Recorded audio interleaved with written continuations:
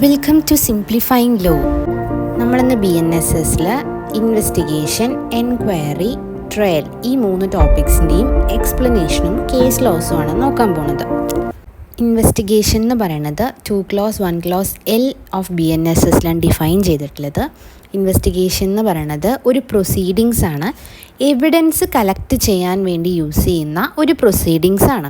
ഇത് എപ്പോഴും കളക്ട് ചെയ്യുക അല്ലെങ്കിൽ ഇത് കണ്ടക്ട് ചെയ്യുന്നത് ഒരു പോലീസ് ഓഫീസർ ആയിരിക്കും, അതല്ലെങ്കിൽ മജിസ്ട്രേറ്റ് ഓതറൈസ് ചെയ്ത ഒരു പേഴ്സൺ ആയിരിക്കും ചെയ്യുക. അല്ലാതെ ഒരിക്കലും ഇത് മജിസ്ട്രേറ്റ് ചെയ്യില്ല.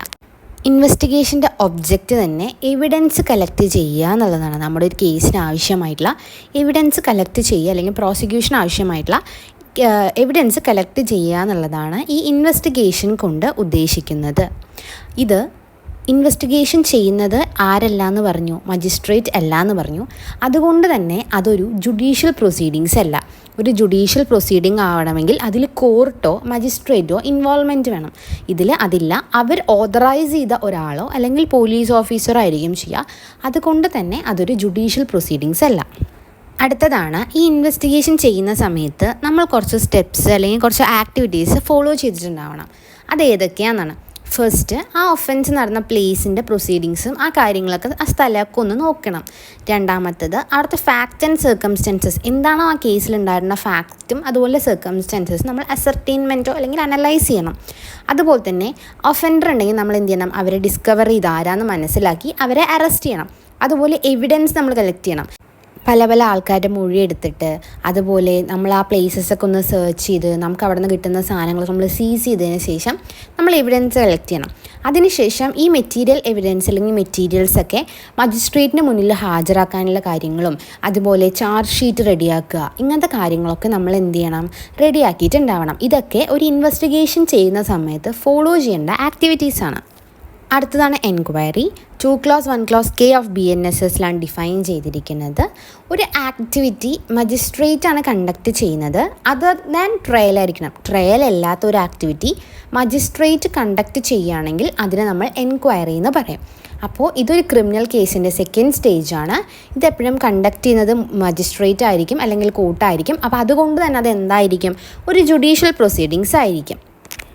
നമുക്കിനി 2 കേസ് ലോസ് നോക്കാം, എൻക്വയറി ക്ലിയർ ആവാൻ വേണ്ടിയിട്ട്. അടുത്തതാണ് അലിം ആൻഡ് അതേഴ്സ് വേഴ്സസ് സ്റ്റേറ്റ് എന്ന് പറയുന്നത്. ഇതിൽ പറഞ്ഞത് എന്താണെന്ന് പറഞ്ഞാൽ, എൻക്വയറീൻ്റെ ഒബ്ജക്റ്റ് എന്ന് പറഞ്ഞു കഴിഞ്ഞാൽ ഒരു ഫാക്റ്റിൻ്റെ ട്രൂത്തും ഫോൾസിറ്റിയും മനസ്സിലാക്കാനാണ്. സത്യവും അല്ലെങ്കിൽ അതിലുള്ള തെറ്റും മനസ്സിലാക്കിയതിന് ശേഷം മാത്രമാണ് നമുക്കൊരു ആക്ഷൻ ഫെർദറായിട്ട് എടുക്കാൻ പറ്റുള്ളൂ. ഈ എൻക്വയറി ഒരിക്കലും ഒരു കൺവിക്ഷനിലോ അല്ലെങ്കിൽ ഒരു അക്വിറ്റലിലോ ഒന്നും എത്തില്ല. പക്ഷേ നമ്മൾ ഒരാളിനെ ട്രയലിലേക്ക് പോകണമെന്ന് നോക്കുന്നത് ഈ പറയുന്ന എൻക്വയറി വഴിയായിരിക്കും. ഇതൊരു ജുഡീഷ്യൽ പ്രൊസീഡിങ്സ് ആണ്, കാരണം മജിസ്ട്രേറ്റോ ആണ് കോർട്ടോ ആണ് ഇത് കണ്ടക്ട് ചെയ്യുന്നത്. അടുത്തൊരു കേസാണ് Vijay Dhanuka and others versus Najima Mumtaz and others. ഇതിൽ പറഞ്ഞത് എൻക്വയറി എന്ന് പറഞ്ഞു കഴിഞ്ഞാൽ മജിസ്ട്രേറ്റ് കണ്ടക്ട് ചെയ്യുന്ന ഒരു ആക്ടിവിറ്റി അതർ ദാൻ ട്രയൽ ആണെങ്കിൽ അതിൽ നമ്മൾ എൻക്വയറി എന്ന് പറയും. അതാണ് ഈ കേസിൽ വന്നത്. അടുത്തതാണ് ട്രയൽ. ട്രയൽ എന്ന് പറയുന്നത് ഈ BNSSൽ ഡിഫൈൻ ചെയ്തിട്ടില്ല. ഈ ട്രയൽ എന്ന് പറയുന്നത് ഒരു ജഡ്ജോ മജിസ്ട്രേറ്റോ ഒരു ക്രൈമിൻ്റെ കാരണം മനസ്സിലാക്കാനും അത് എക്സാമിനൊക്കെ ചെയ്യാൻ വേണ്ടി യൂസ് ചെയ്യുന്ന ഒരു സ്റ്റേജാണിത്. ഇവിടെ ആയിരിക്കും നമ്മൾ അധികവും വിറ്റ്നസ്സിനെയൊക്കെ എന്ത് ചെയ്യുക? എക്സാമിൻ ചെയ്യുക. സാക്ഷികളിലേക്ക് മൊഴിയെടുക്കുന്നതൊക്കെ ഇവിടെ ആയിരിക്കും. അതായത് ആ അക്യൂസിൻ്റെ ഗിൽട്ട് മനസ്സിലാക്കാൻ വേണ്ടിയിട്ടാണ് നമ്മൾ ഈ ട്രയൽ എന്ന് പറഞ്ഞ സ്റ്റേജ് കൊണ്ടുവന്നിട്ടുള്ളത്. ഇത് പ്രോസിക്യൂഷനും ഉണ്ടാവും അതുപോലെ തന്നെ അക്യൂസ്ഡ് ഉണ്ടാവും. 2 പാർട്ടീസിനും ബോത്ത് പാർട്ടീസിനും എന്തുണ്ടാവും? ട്രയൽ ഉണ്ടാവും. ഈ ട്രയലിൻ്റെ അവസാനമായിരിക്കും നമ്മൾ ഒരാളിനെ ശിക്ഷിക്കണോ കൺവിക്റ്റ് ചെയ്യണോ അത് അക്വിറ്റ് ചെയ്യണോ വെറുതെ വിടണോ എന്നൊക്കെ തീരുമാനിക്കുന്നത് ഒരു ട്രയലിൻ്റെ അവസാനമായിരിക്കും. ഈ ട്രയൽ കഴിയുന്നതോടുകൂടി നമ്മൾ അതിനെ കൺവിക്റ്റ് ചെയ്യണോ അക്വിറ്റ് ചെയ്യണോ എന്നൊക്കെ തീരുമാനിക്കും. ഇതിൽ പറയുന്ന ഒരു കേസാണ് in vigilance anti corruption bureau versus Neyyattinkara P Nagaraj എന്ന് പറയുന്നത്. ഇതിൽ കേരള ഹൈക്കോർട്ട് പറഞ്ഞത് എന്ന് പറഞ്ഞാൽ, എപ്പോഴാണോ ഒരു കോടതിയിലേക്ക് നമ്മൾ ഫൈനൽ റിപ്പോർട്ട് നമ്മൾ സബ്മിറ്റ് ചെയ്യുന്നത് അതോടുകൂടി അവിടെ ഇൻവെസ്റ്റിഗേഷൻ ക്ലോസ് ആയിട്ട് ട്രയൽ സ്റ്റാർട്ടാവുമെന്നാണ് പറയണത്. ഫൈനൽ റിപ്പോർട്ട് അവിടെ കൊടുത്തു കഴിഞ്ഞാൽ നമ്മൾ എന്ത് ചെയ്യും? ഇൻവെസ്റ്റിഗേഷൻ സ്റ്റോപ്പാക്കും. അവിടെ നമ്മൾ ട്രയൽ സ്റ്റാർട്ട് ചെയ്യും. അതാണ് ഈ കേസിൽ പറഞ്ഞത്. Thank you for joining me. I hope you found it helpful.